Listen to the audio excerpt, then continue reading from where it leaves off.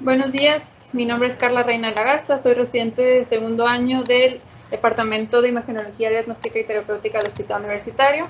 Hoy vamos a ver el tema de tumores abdominales en pediatría y mi maestra asesora fue la doctora Claudia Yazbek Rodríguez Garza. Bueno, como ya sabemos, la pediatría radiológica es un área muy vasta, incluye demasiados temas y si quisiéramos hablar de todos los tumores abdominales que podemos ver en pacientes jóvenes, no los podríamos incluir en una hora. Entonces elegimos los que vemos de manera más común y en esta clase nos vamos a enfocar en el hepatoblastoma, el sarcoma embrionario indiferenciado, el tumor de Wilms, el neuroblastoma, la neuroblastomatosis, el nefroma mesoblástico, los angiolipomas, pancreatoblastomas y el tumor pseudopapilar. Vamos a iniciar con el hepatoblastoma. Este es el tumor hepático más común en niños y es el tercer tumor maligno más común en niños también. Se ve de manera más típica en pacientes menores de 3 años de edad y en pacientes masculinos. El hepatoblastoma está asociado a múltiples síndromes y patologías. No los vamos a mencionar todas en este momento, pero sí es importante que las conozcamos porque algunas de estas patologías, como el síndrome de Beckwith-Whitman, van a requerir un screening periódico, por ejemplo con ultrasonido, para valorar la presencia de alguna lesión hepática que se deba de evaluar con más detalle, porque muchas de estas asociaciones con los síndromes pueden causar el hepatoblastoma y un diagnóstico oportuno pues va a ser el cambio para el paciente. Como la mayoría de los tumores que vamos a ver el día de hoy, el hepatoblastoma presenta muchas veces un curso asintomático, como una masa abdominal palpable nada más. Tenemos que recordar que con los pacientes pediátricos el interrogatorio rara vez va a ser directo y confiable. Los pacientes no nos van a hablar como un paciente adulto que nos va a mencionar su historia, que nos va a mencionar sus síntomas y sus molestias. Muchas veces el interrogatorio va a ser a través del familiar y en sí las presentaciones que va a tener el paciente y sus manifestaciones clínicas van a ser muy vagas. Entonces, es importante que conozcamos las características de cada patología para que podamos nosotros hacer un diagnóstico diferencial, ya que muchas veces en estos casos lo que vamos a ver es nada más una masa abdominal asintomática. En el caso del hepatoblastoma, pues va a presentar una elevación de la alfa-fetoproteína y esto nos ayuda mucho para orientarnos hacia el diagnóstico. Va a haber varios elementos que nos pueden dar un mal pronóstico, como los menciono aquí en la presentación, que pueden ser unos niveles bajos o muy altos de la alfa-fetoproteína, ruptura del tumor, metástasis a distancia, invasión, etc. Las metástasis más comunes en el hepatoblastoma van a ser a pulmón, a ganglios, a hueso, a cerebro, ojos y ovario. Y entre sus diagnósticos diferenciales tenemos el carcinoma hepatocelular, el hematoma mesenquimal, el sarcoma embrionario indiferenciado y el hemangioma.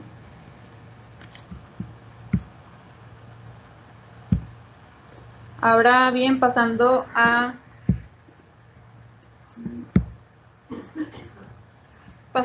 los estudios de imagen, en el ultrasonido el hepatoblastoma se va a ver como una masa de bordes bien definidos, que va a tener una ecotextura heterogénea, que va a ser de predominio hipoecoica a hiperecoica al hígado. La ecotextura del hepatoblastoma va a variar dependiendo de la diferenciación celular del tumor. En casos de un tipo histológico epiteliales, se van a presentar de una manera más homogénea, y los que son de una histopatología mixta van a ser más heterogéneos por la presentación de necrosis o calcificaciones. Como en cualquier otra patología en ultrasonido, las clasificaciones se van a presentar como focos ecogénicos que van a tener sombra acústica posterior, y las áreas de necrosis las vamos a ver como áreas anecoicas o hipoecoicas. Aquí tenemos una masa que tiene unos bordes delimitados y que tiene una ecotextura heterogénea, y a la presentación con una valoración con Doppler color vamos a ver una vasculatura variada interna que va a ser desorganizada. En cuanto a la tomografía, podemos tener múltiples fases, como ya conocemos. En caso de pacientes con hepatoblastoma no es necesario hacer una tomografía trifásica. En pacientes de primer abordaje podemos hacer el simple arterial venoso, y para los estudios consecuentes podemos nada más hacer una fase venosa para la valoración.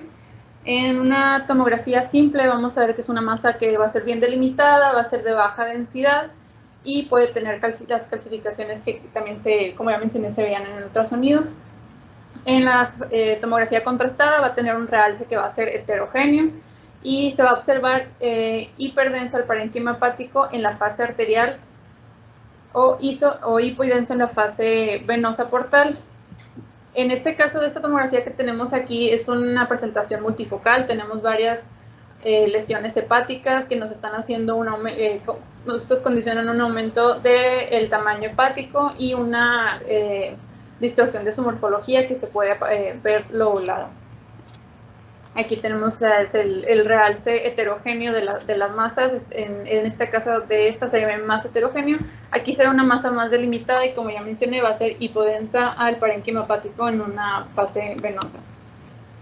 En la resonancia, pues la resonancia debería ser un método de imagen más utilizado para la valoración del hepatoblastoma por su buena sensibilidad y por su naturaleza más inocua en cuanto a la radiación, pero hasta ahorita verdaderamente en muchos centros se utiliza más la tomografía por las cuestiones de los costos. Igual que en la TAC, los hepatoblastomas se van a ver homogéneos cuando son epiteliales y se van a ver más heterogéneos cuando son mixtos. En una secuencia T1 se va a ver hipointenso, al parénquima hepático, y los focos de necrosis se van a ver como focos hiperintensos.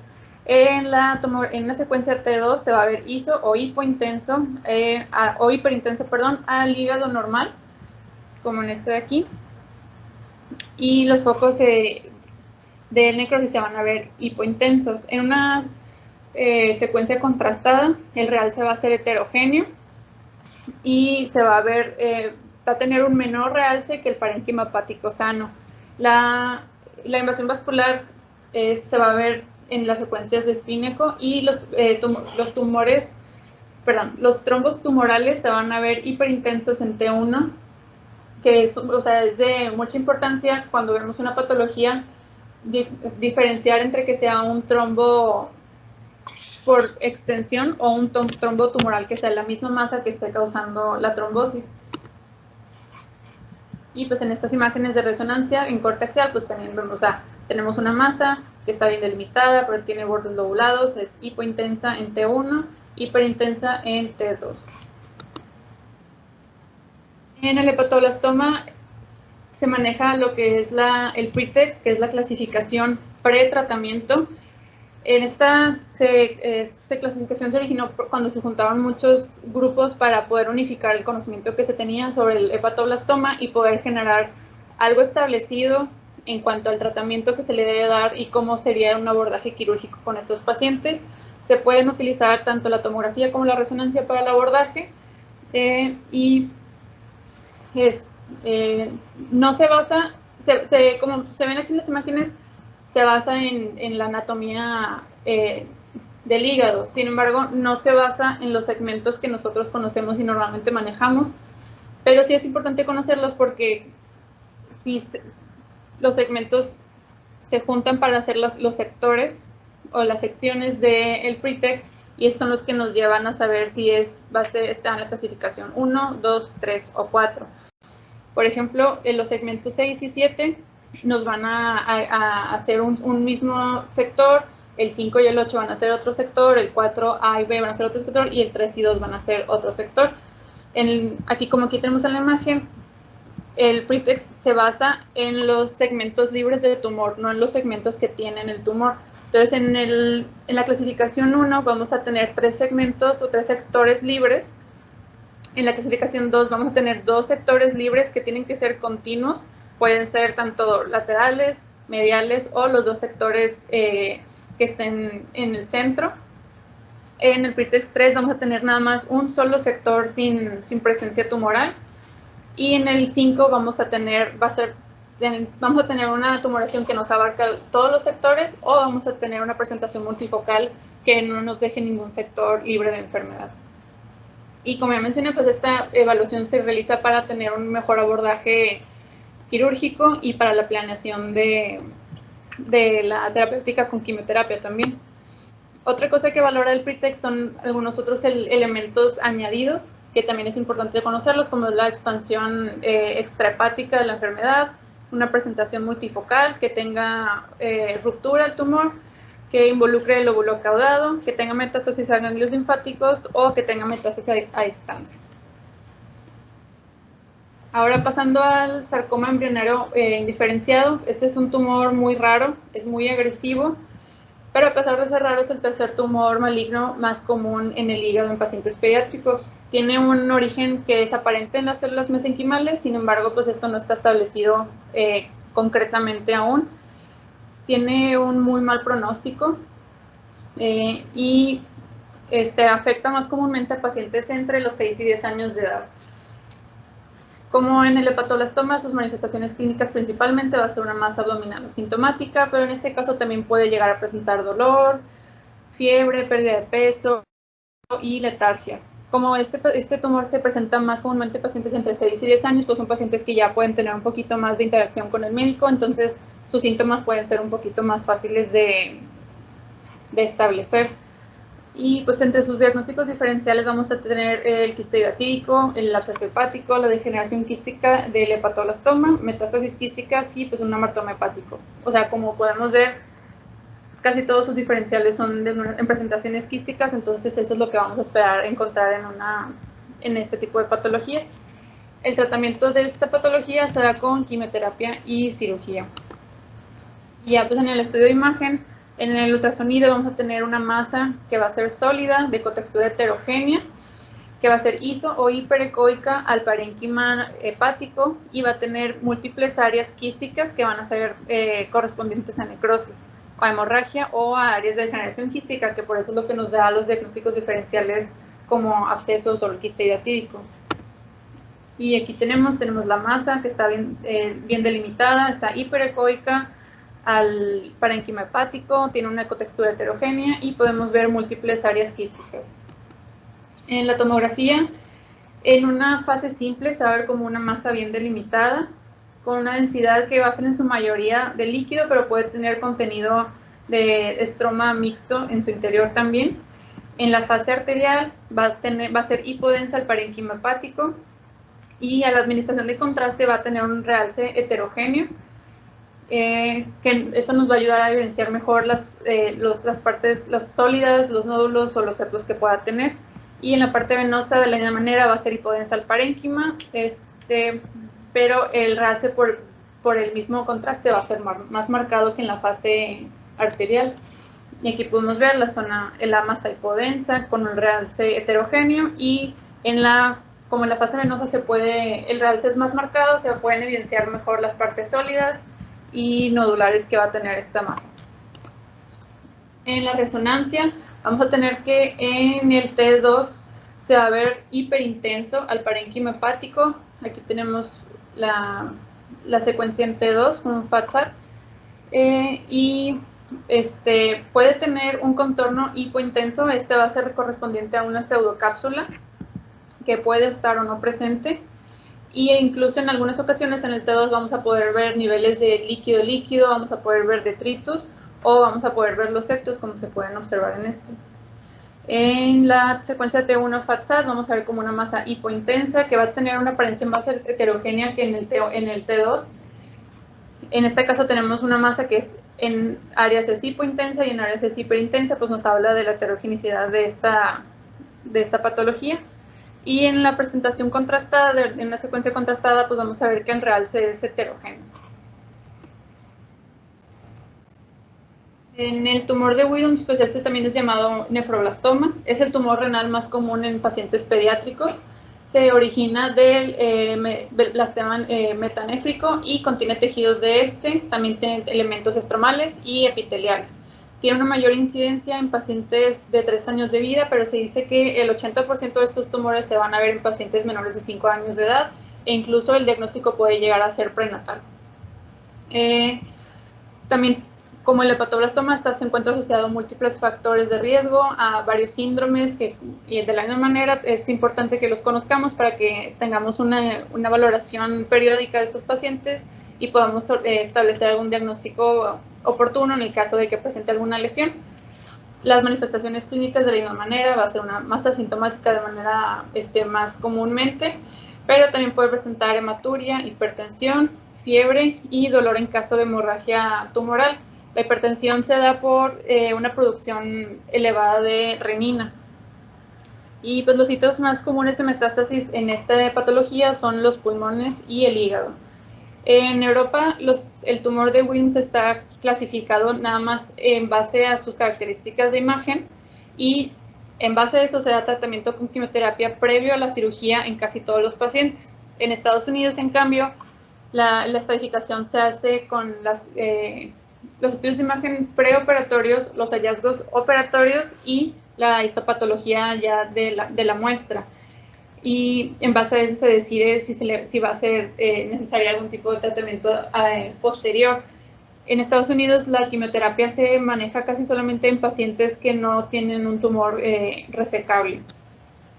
Y bueno, en el caso de esta patología, los tumores con una celularidad bien diferenciada van a tener muy buen pronóstico, incluso aunque se encuentren en un estadio más avanzado.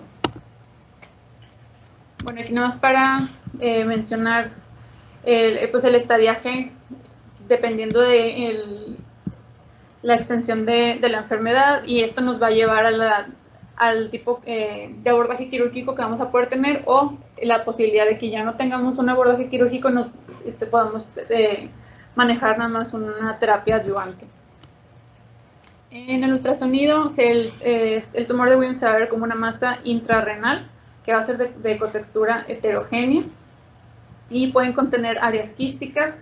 Pueden, que estas áreas quísticas, más que degeneración del mismo tumor, van a ser áreas del sistema pielocalicial que se encuentran obstruidas y se mantiene su contenido líquido sin paso hacia los ureteros.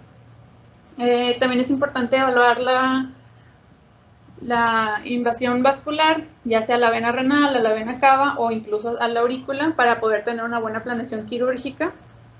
Y también es muy importante evaluar el riñón contralateral, porque muchas veces estas patologías se pueden dar de manera sincrónica, o podemos tener un tumor de Wilms en un riñón, y en el riñón contralateral podemos tener una nefroblastomatosis, que es el precursor de esta patología. Y aquí tenemos dos imágenes de ultrasonido. Tenemos una masa intrarrenal que es de una cotextura heterogénea, que podemos observar focos ecogénicos que nos hablan de calcificaciones en su interior, y áreas más hipoecoicas, que son las áreas quísticas que, como ya mencioné, generalmente son por la obstrucción del sistema pielocalicial que nos genera el tumor. En la tomografía, esta patología se va a ver como una masa que va a ser heterogénea a la administración del contraste y va a tener un realce menor que el parénquima renal sano. Esta, pues la verdad es que es una imagen muy característica, que podemos ver el signo de la garra, que es cuando el parénquima sano del riñón se encuentra alrededor del tumor y parece como que lo abraza. Entonces podemos ver la masa que está bien delimitada, es hipodensa al parénquima renal, y podemos ver el parénquima renal comprimido y alrededor del tumor.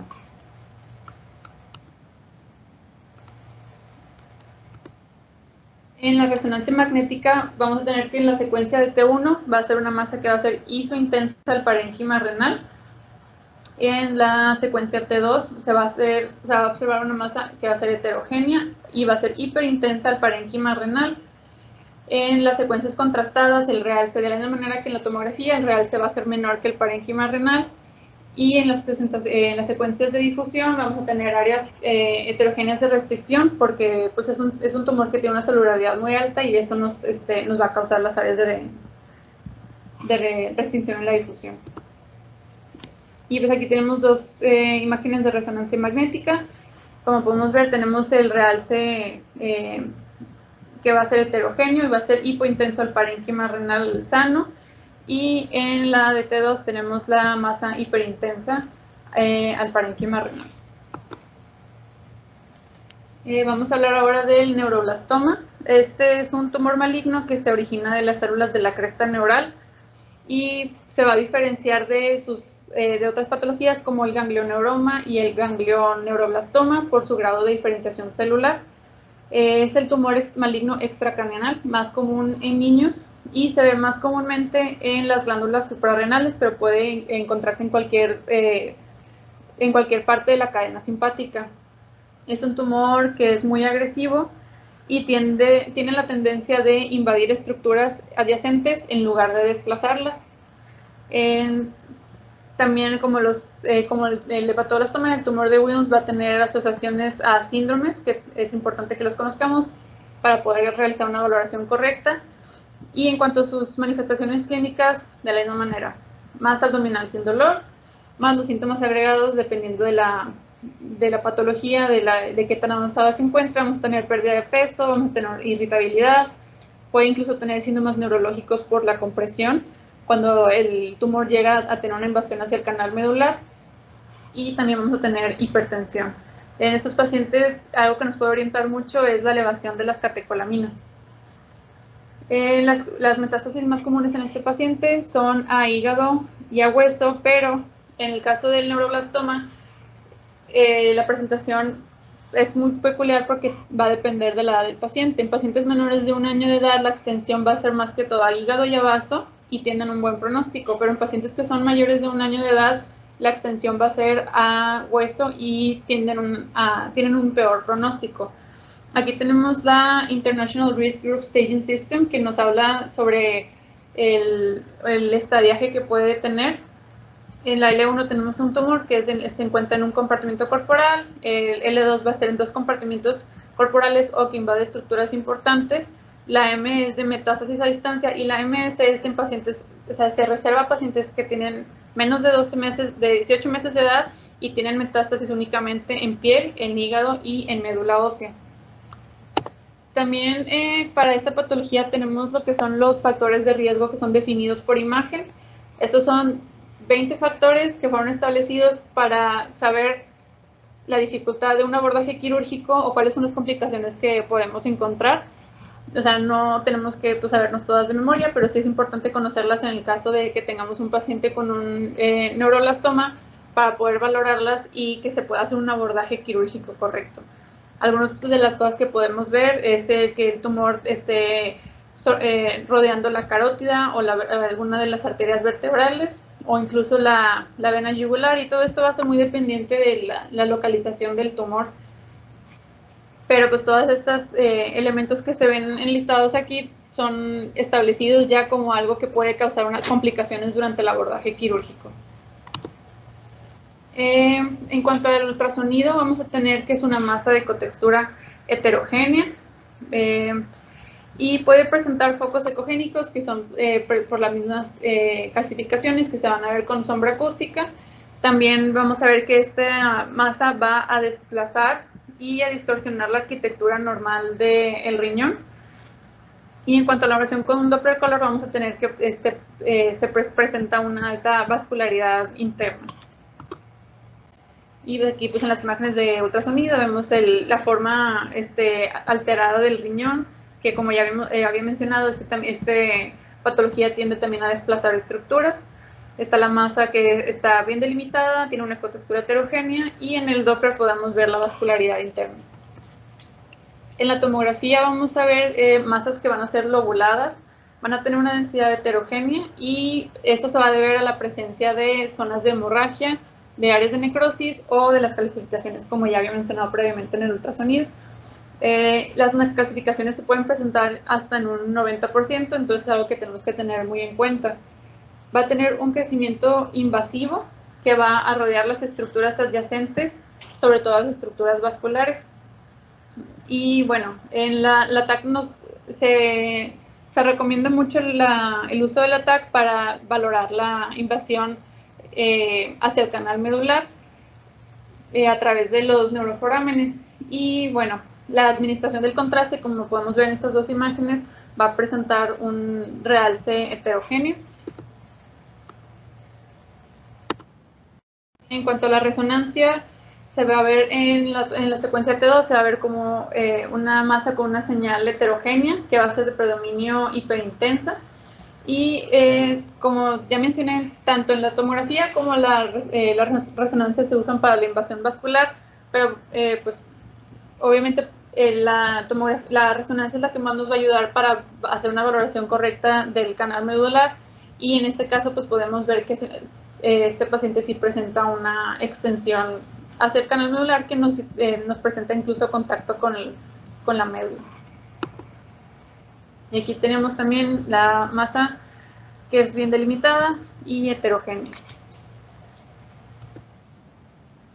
Los angiomielipomas son tumores benignos que son formadas por la presencia de vasos anormales, tejido de músculo liso y tejido graso. Van a ser en su mayoría sintomáticas, pero masas mayores de 4 centímetros pueden llegar a presentar una ruptura espontánea y causar sangrado, que puede presentarse como un hematoma, y es en el momento en el que ya el paciente va a tener síntomas de una manera más súbita. El angiomielipoma también presenta múltiples asociaciones. De hecho, se menciona que es raro ver angiomielipomas en pacientes pediátricos sin que presenten esclerosis tuberosa. Entonces, en caso de presentar estas patologías, es necesario que busquemos el origen de ellas para hacer una valoración correcta, ya que pues, pacientes con síndromes como estos presentan múltiples lesiones en varios sistemas, y para poder abordarlos de manera correcta hay que realizar los estudios de imágenes necesarios. Como ya mencioné, manifestaciones clínicas de la misma manera, más asintomática, que muchas veces en cuanto a los angiomielipomas, como pueden ser muy pequeños, pueden llegar a ser nada más hallazgos, y pues también ya había mencionado, causan hemorragia, y eso nos lleva a la presencia de hematomas o de hemorragia retroperitoneal, que es cuando el paciente ya puede presentar dolor. En cuanto al tratamiento, si son mayores de 4 centímetros, pues se puede realizar una embolización para llevar a la resección y evitar una hemorragia en el momento de que se haga la resección. Y después se recomienda un seguimiento por imagen de 2 a 3 años en pacientes jóvenes, y ya cada año en pacientes después de la pubertad, como ya he mencionado, por su asociación a múltiples síndromes, para poder tener una valoración correcta del paciente. En ultrasonido se van a ver como masas hiperecoicas en relación al parénquima renal, y esto se debe a la presencia de tejido adiposo. Los angiolipomas pueden tener presentaciones muy variables dependiendo de cuál es el grado de contenido de los diferentes tipos de tejidos que van a tener. Si son de alto contenido graso, en el ultrasonido se van a ver hiperecoicas, pero si son de bajo contenido graso y tienen más contenido vascular, generalmente se van a ver más hipoecoicas. En ultrasonido Doppler nos puede ser útil para valorar la presencia de aneurismas en estas patologías, debido a la presencia de las malformaciones de tejido vascular. Y pues aquí tenemos 2 imágenes de ultrasonido. Podemos ver múltiples imágenes hiperecoicas, que pues es debido al contenido graso, y pues muchas veces se ven también asociadas a quistes renales. En la tomografía, en una fase simple, se pueden ver como masas redondeadas, bien definidas, que van a tener múltiples densidades. Se va a ver densidad de grasa intratumoral, y pues verdaderamente no siempre va a ser necesario hacer más fases. Si en una fase simple podemos ver ya los diferentes tipos de tejido, no va a ser necesario siempre contrastarlos, pero en una fase ya contrastada podemos ver la masa de una manera más heterogénea, podemos ver ya todos sus componentes. Aquí en esta masa pues tiene la densidad de tejido graso, tiene la presencia de realce al contraste por su contenido vascular, y también tiene la densidad de tejidos blandos.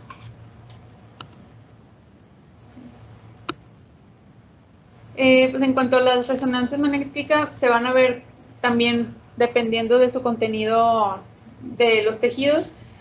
Si tienen un contenido graso alto, se van a ver hiperintensas en T1, que se van a volver hipointensas en las secuencias con supresión de grasa, y también en las fases contrastadas se van a ver el realce del contraste va a ser variable dependiendo del contenido de estos tumores.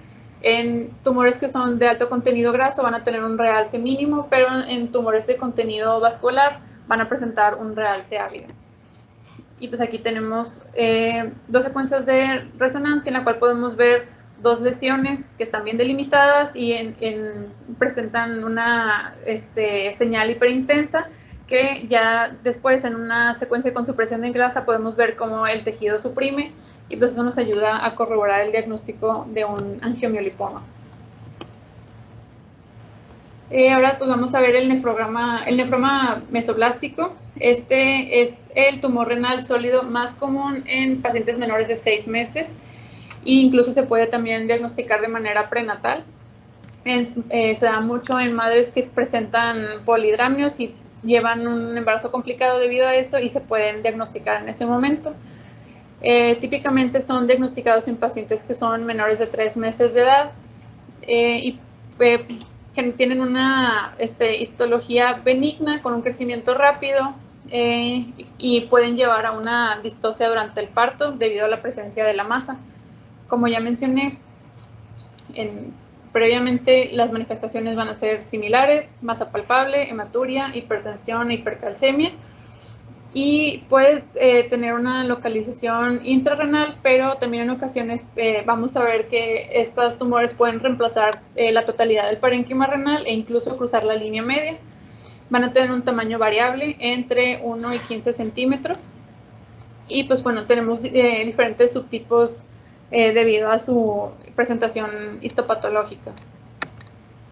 En el ultrasonido los vamos a ver como unas masas que pueden ser pequeñas.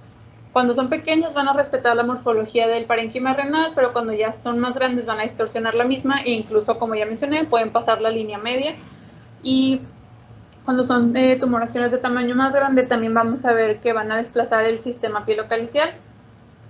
Son masas que tienen bordes lisos, tienen ecogenicidad variable, que va a ser heterogénea. Generalmente se ven como masas sólidas con múltiples áreas quísticas. Y pues en la valoración con Doppler color generalmente no se ve la presencia de flujo interno. De aquí tenemos también la masa de bordes lisos, bien definida, de cotextura heterogénea, con múltiples áreas quísticas en su interior y sin flujo interno.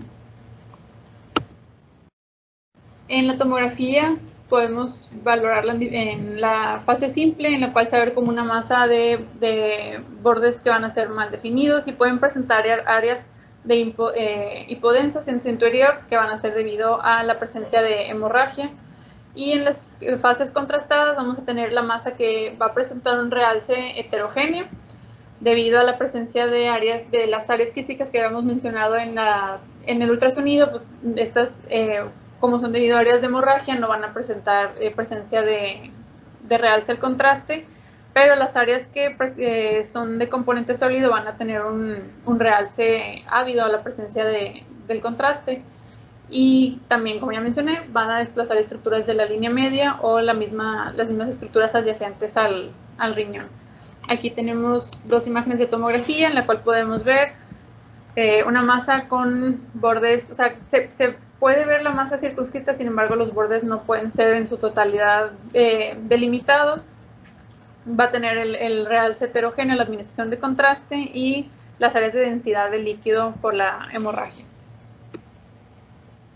En la resonancia magnética vamos a tenerlas como en las secuencias de T1 se van a ver como unas masas redondeadas que van a ser hipointensas, y los focos de hemorragia que veíamos como áreas hipodensas en la tomografía, en este caso se van a ver como áreas hiperintensas en las secuencias de T1. En T2 van a presentar una señal más variable, se van a ver de manera más heterogénea, y en las secuencias de T1 con administración de contraste van a tener un realce heterogéneo que es similar a lo que veíamos en la tomografía, y puede haber ocasiones en las que la administración de contraste se llega a ver de una manera más homogénea.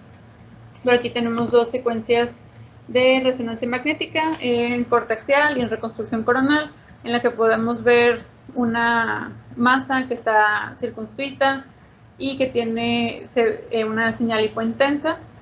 con los focos de hemorragia que se van a ver hiperintensos, como ya mencioné previamente. La nefroblastomatosis es el desarrollo del tejido renal que normalmente para la semana 36 de gestación ya tenemos un desarrollo embriológico completo del sistema renal.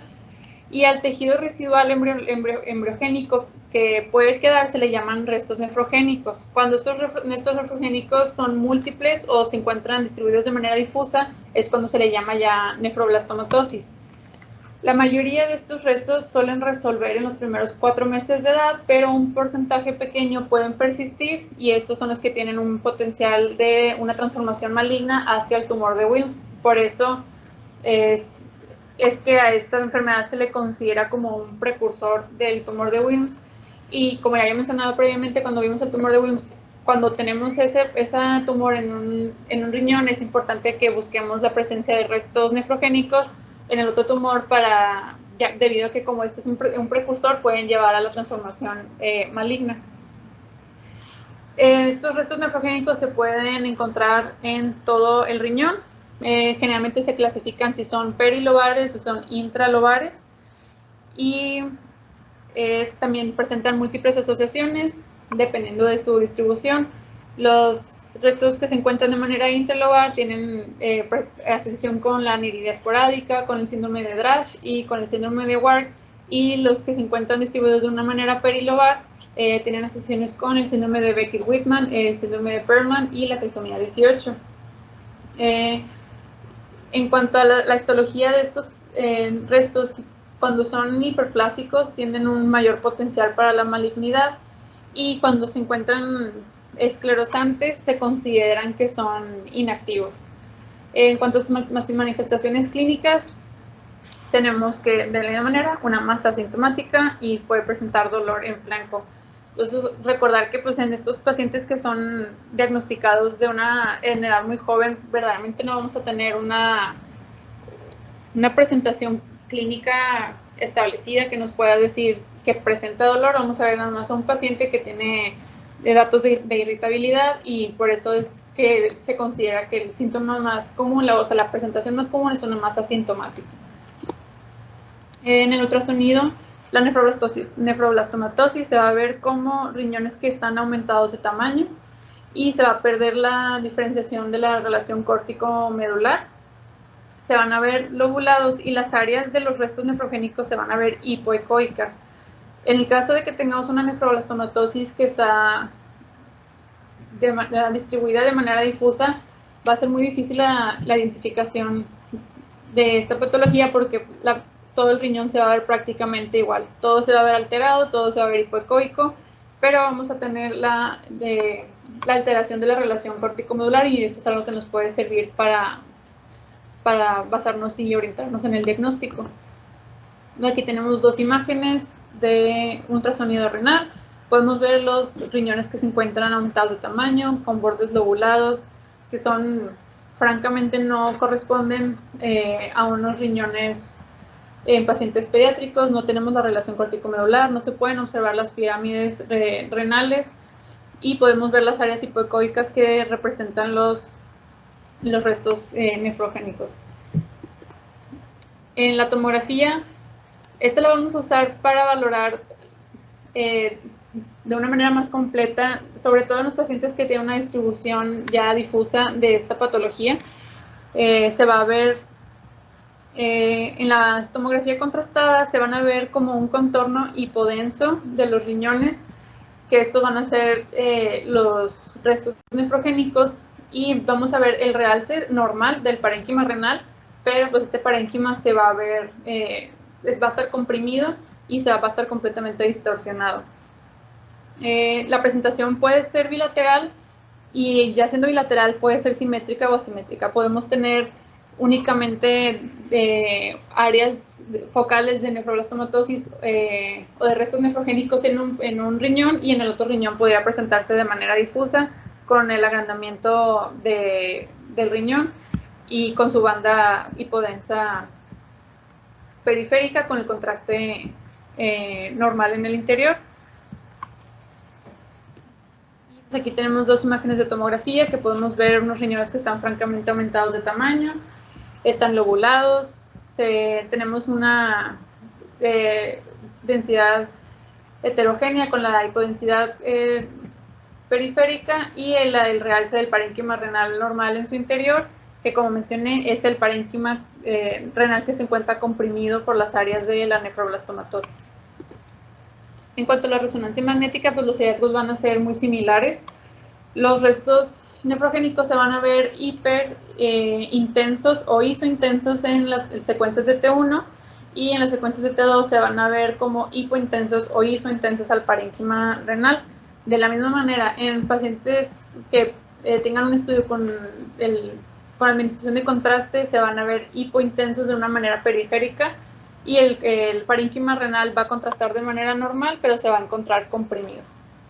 Aquí tenemos dos secuencias de tomografía y podemos ver cómo la presentación de la patología se encuentra muy asimétrica. Como ya había mencionado, puede presentarse de maneras diferentes en ambos riñones, pero siempre es importante que valoremos los dos, porque uno puede presentar maneras muy discretas de esta enfermedad, pero no por eso dejan de ser un potencial maligno para la presentación y una evolución hacia tumor de Wilms.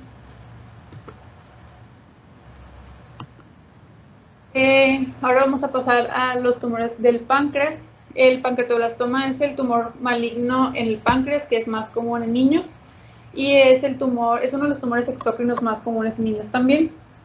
Se va a originar de las células acinares, y este tumor va a ser una representación de las células fetales que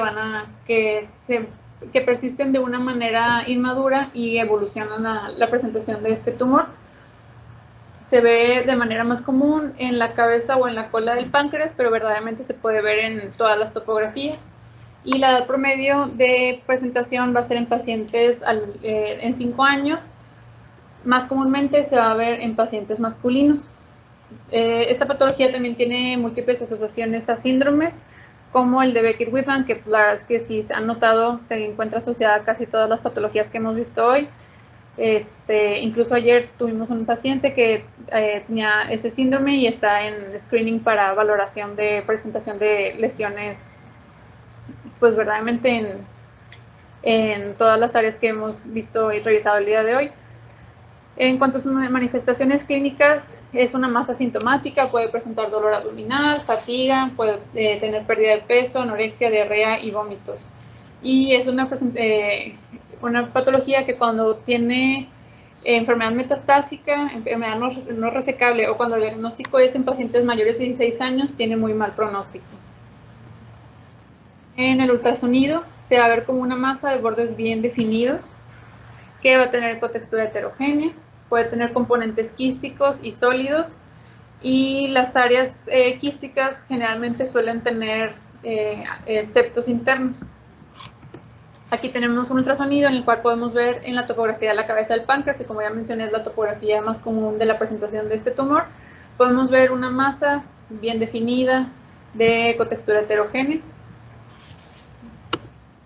Y en la tomografía se va a ver como una masa también circunscrita, de bordes bien definidos, que va a tener una densidad mixta por la presencia de tanto áreas sólidas como quísticas. Y generalmente se va a ver hipodensa, va a ser lobulada, septada, y las áreas que sí son las áreas sólidas van a tener un realce a la administración de contraste, pero va a ser un realce menor al del parénquima pancreático normal. En el caso de que haya involucro vascular, generalmente va a ser en la vena cava inferior y en los vasos mesentéricos.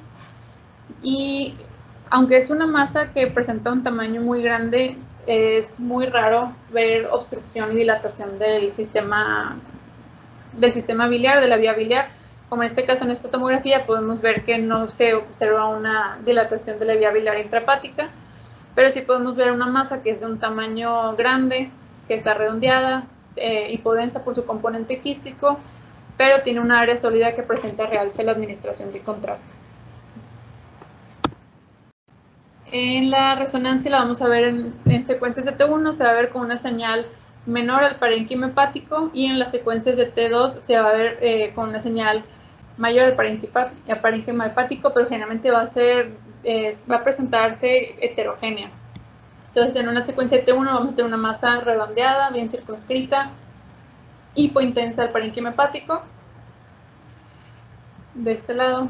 Y en la secuencia de T2 vamos a tener una masa que también presenta las mismas características en sus bordes, pero se presenta de una manera heterogéneamente hiperintensa al parénquima hepático, que como aquí vemos, pues no se ve, tiene muchas áreas hipointensas también. En la resonancia no es de gran utilidad para poder diferenciar qué tipo de tumor es, pero sí nos sirve para valorar el origen del tumor.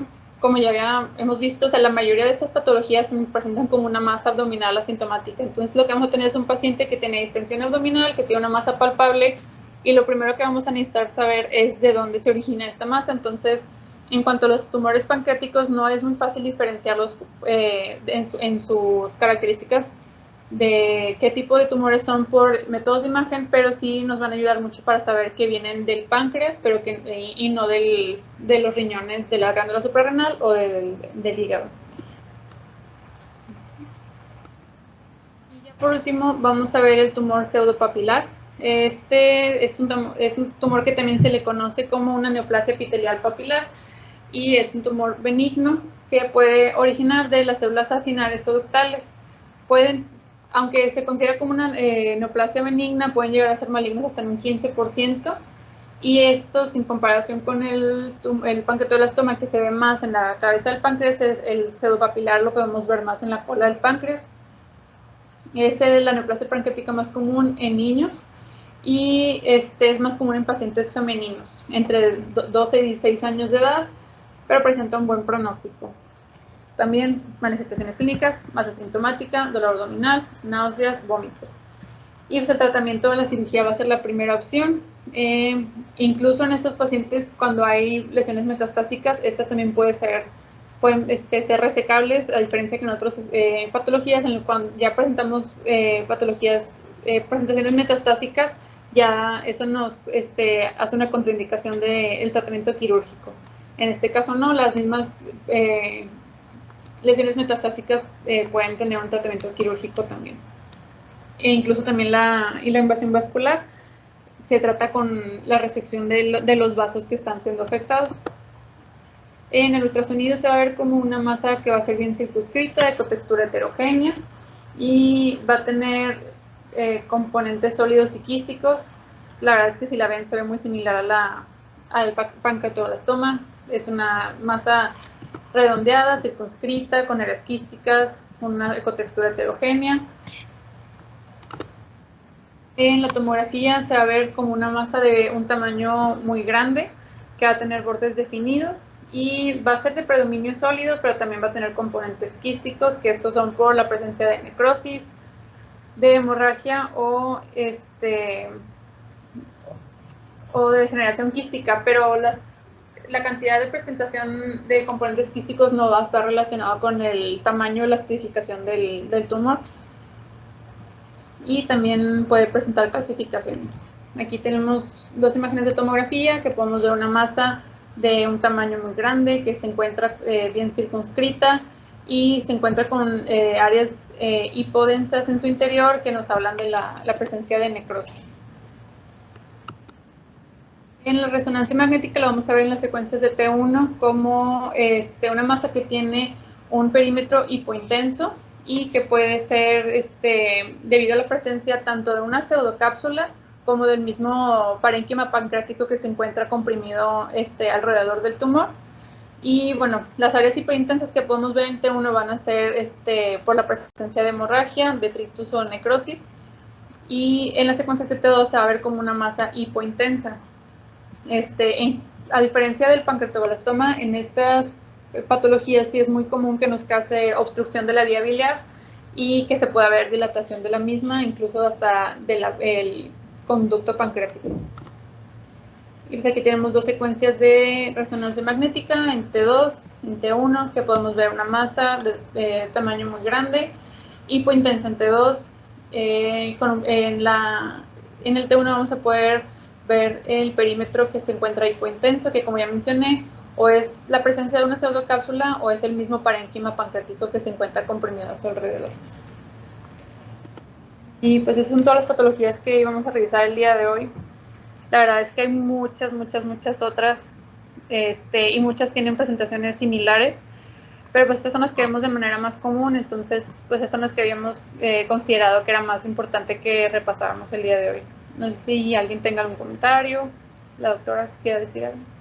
Solamente recalcar el uso del ultrasonido, si ustedes saben.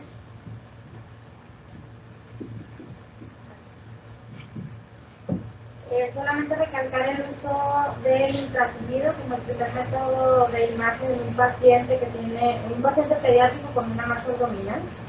Usualmente a nosotros ya nos llegan los pacientes referidos, ya sea porque se hizo el estudio de ultrasonido en otra parte, ya llegan con un estudio de tomografía y por eso no es que de manera rutinaria no lo pidan, pero tenganlo en consideración. Y dentro de las utilidades del ultrasonido va a ser uno, la localización de la lesión, o sea, cuál es el origen, y también las características. Es una lesión hipervascular, si no tiene flujo, que eso nos va a ayudar a planear el estudio, porque debemos de individualizar obviamente cada caso y saber si vamos a hacer solo arterial venoso, si vamos a hacer más fases, dependiendo de la naturaleza del tumor y la posibilidad diagnóstica que veamos desde el ultrasonido. Son muchas las patologías, como menciona Carlita, aquí se abarcaron básicamente, obviamente unas más comunes que otras, pero lo que usualmente se ve con mayor frecuencia. Y pues recuerden que al momento de localizar una tumoración en algún órgano, pues hay que empezar a ver las características y tratar de hacer el diagnóstico diferencial. A veces vamos a tener clínica, vamos a tener laboratorios que nos van a ayudar, pero otras veces no. Y entonces pues es donde la utilidad de las características por imagen pues va a ser más relevante también para el clínico, para el cirujano. En todos los pacientes que tienen tumores abdominales, siempre que tienen una fase arterial cuando se hace el diagnóstico o cuando va a hacer el estudio prequirúrgico, y darle información de que arteria está irrigando, que se está infiltrando, se está involucrando estructuras vasculares. Obviamente todo eso se tiene que reportar. Además de que va a servir para que se les tallaje, ¿no?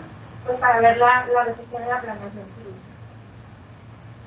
No sé si alguien tenga algún comentario. ¿No? Bueno, muchas gracias. Gracias.